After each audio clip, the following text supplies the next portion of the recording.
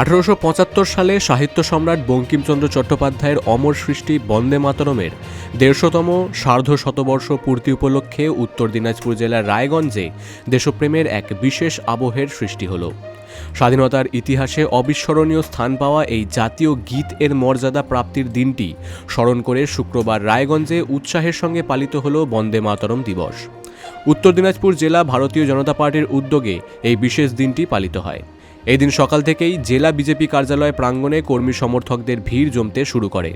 জমায়েত হওয়ার পর সেখান থেকে জাতীয় পতাকা হাতে এক বর্ণাঢ্য মিছিল বের করা হয়। মিছিলটি শহর প্রদক্ষিণ করে ঘড়িমোড় এলাকা পর্যন্ত যায়। মিছিলে অংশগ্রহণকারীরা দেশপ্রেমমূলক স্লোগান দিতে দিতে এগিয়ে চলেন।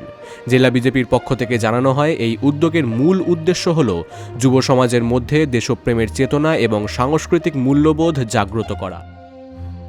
থেকে 150 বছর আগে বঙ্কিমচন্দ্র চট্টোপাধ্যায় যে বন্দে মাতরম গীত রচনা করেছিলেন এবং সেটার সুর দিয়েছিলেন রবীন্দ্রনাথ ঠাকুর, 150 বছর পূর্ণ উপলক্ষে বঙ্কিমচন্দ্রের স্মৃতি বিজড়িত যে সব স্থানগুলো আছে সেখানে সম্মান জানানো এবং এই 150 বছর উপলক্ষে আমরা সারা ভারতবর্ষের যুব সমাজকে দেশপ্রেম উদ্বুদ্ধ করবার লক্ষ্যে এবং জাতীয় জাগরণ জাগানোর লক্ষ্যে, রাষ্ট্রভক্তি রাষ্ট্র চেতনা জাগানোর লক্ষ্যে আমরা এই বন্দে মাতরম গানের 150 বছর পূর্তি উপলক্ষে প্রদীপ প্রজ্বলনের মাধ্যমে এবং বন্দে মাতরম গীত সারা পশ্চিমবাংলা ব্যাপী একসঙ্গে গিয়ে আজ আমরা সেই দিনটিকে পালন করলাম বা স্মরণ করলাম।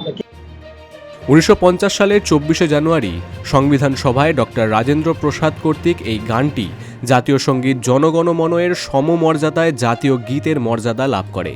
রায়গঞ্জের এই উদযাপন সেই ঐতিহাসিক দিনটিকে সার্থকভাবে স্মরণ করল। রায়গঞ্জ থেকে রামকৃষ্ণ দাসের রিপোর্ট, বিগ নিউজ বাংলা।